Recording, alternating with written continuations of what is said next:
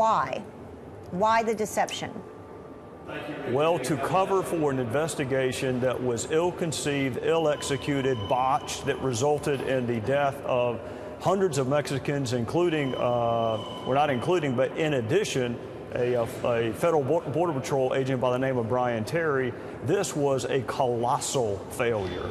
So if he knew about it or approved certain levels of it and then denied it, wanted to keep his hands off of it so he could blame subordinates and offer them up as sacrificial lambs, then we need to know that. Congress needs to know it, and more significantly, the American people need to know it. And how many people should or will be held accountable, in your opinion?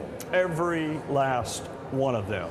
I have great respect for the Department of Justice. I take no pleasure whatsoever in coming to you and asking for a special counsel to investigate the Attorney General. No pleasure.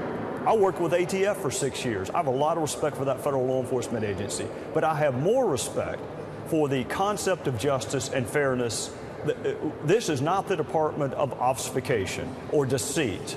This is the Department of Justice. And whatever it costs and however long it takes, people need to have confidence that when members of that department come before Congress, their testimony can be relied on. And if it was a botched investigation, they need to come to us and say, you know what, we made serious mistakes, we've learned from them, it won't happen again. But rarely is it the crime, it's always the cover-up, and that's what we need to get to the bottom of. And does this rise to the level of being a crime? And if so, what will the accountability be? What will happen if it is determined that, in fact, that this intent to mislead was done on purpose? What's the accountability? Well, I'm very careful not to use the word perjury, because that's a legal conclusion that can only be reached by the finder of fact, a jury or a judge in a bench trial, and I'm not the finder of fact. It was a demonstrably false statement, which means we can prove it was false at the time it was given. I can't tell you what his intent was. I can't tell you what was on his mind. I can't tell you whether he was having a bad day.